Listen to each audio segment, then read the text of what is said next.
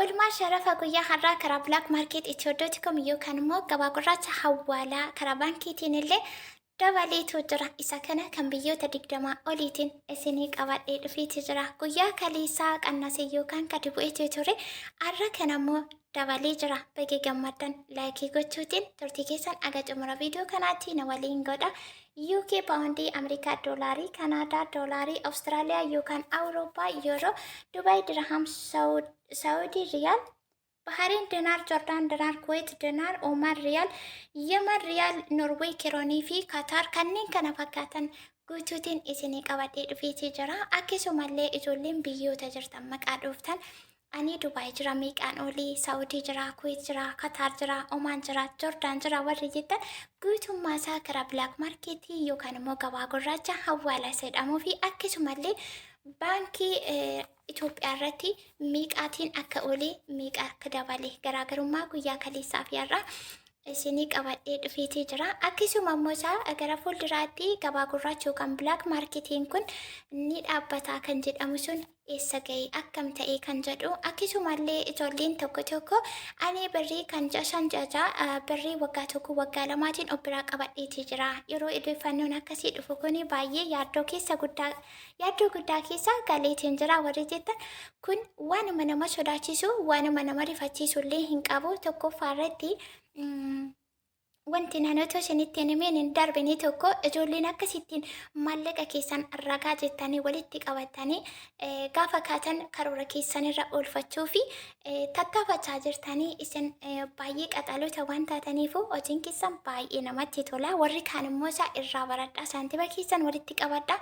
In abbaa kenniinaa birriin dabalii qannasii gaafa jedhamu 1,000, 2,000, 3,000, 4 waan keessaa babbaastanii yoo faffacaastan walitti isinii qabamu kan jedhu asumarraatiin akka gorsoo bulummaatti isinitti mootii barbaada. Birriin kun immoo yoo gadi bu'ee booda kisaaraa keessan galaa.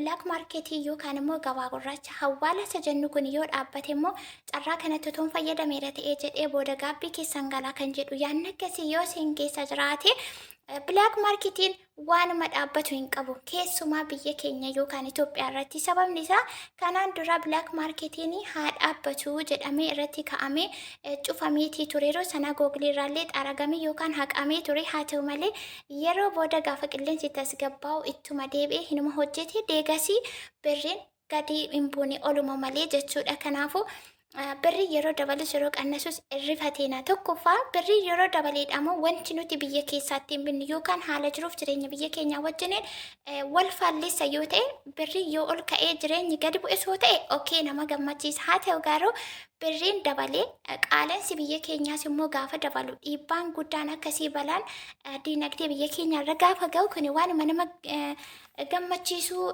illee hin qabu, waan nama rifachiisus hin qabu jechuudha. Kanaafuu isa kanallee akkasittiin hubadhaa isiniin jechuu fi bakka jirtanitti nagaan isiniif haa ta'u. Nagaallee dagannee jirtu nagaa keessaanii ana jira galata waaqa. Isinis bakka jiraattan nagaa taatanii jecha yeroo jalqabaa gara mana kanaa dhuftan sabiskiraayib gochuutiin miseensa chaanalii kanaatii ta'a. Akkasumallee mallattoo beelii sanarra gadi tuquutiin oliirra kaawwadha. Inni kun infoormeeshinii guyyaa guyyaatti asirratti dhufu isin qaqqabsiisa.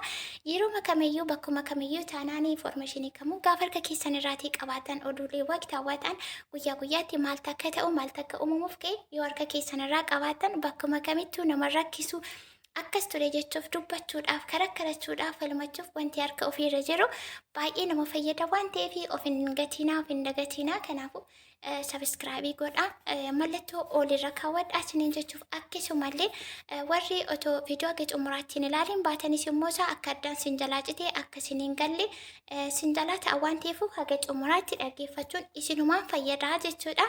Inni kabiraa viidiyoo laayikii gochuun anaanillee baay'ee na fayyada. Na jajjabeessa laayikii godha.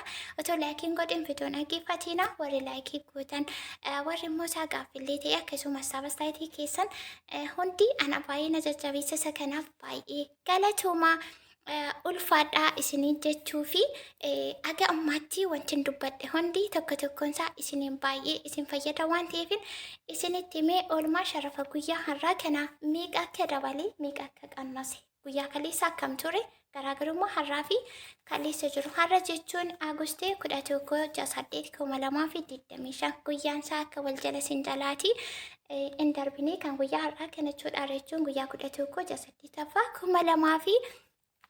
11/8/2025 jechuudha. Har'a kana UK pounderati kana UK pounder guyyaa har'a kana karaa baankii 187 47 karaa baankiidhaanii karaa black market immoo 194.5tiin oliitii jira jechuudha. Ameerikaa doolaarri kaleessa 138 wayture har'a kanas immoo dabaliitii jira karaa black market Ameerikaa doolaarri tokkoon ishee 139.48 karaa baankiiti karaa black market immoo 154.00tiin olii jira jechuudha. Kanaadaa doolaarri tokkoon ishee 101.15 karaa black market immoo isa yookaan gabaa gurraachaa 112.50tiin oliitu jira jechuudha. Awustiraaliyaa doolaar yookaan immoo yuuroo 90.72 karaa black market immoo yookaan gabaa gurraachaa 175.50tiin olii jira jechuudha. Amma kana gara biyyoota Eeshiyaa yookaan immoo gara biyyoota Arabaatti isinii deebi'a sirriitti na caqasa. Akkasuma har'a jechuun egaa Aagustii 11/8/2025 guyyaa har'aa kana Dubaay dirhamni tokkoon ishee karaa baankii 38.97 karaa black market immoo 43.70tiin olii jira jechuudha. Egaa Dubaay 46.50 galee 46 fi 45.50 44.50 galee akkuma isiniin jedhe haala yeroo ammaa kana wal qabsiisee har'a kana meeqan olee qannasee 46 gadi dhufee kaleessa 42 ture.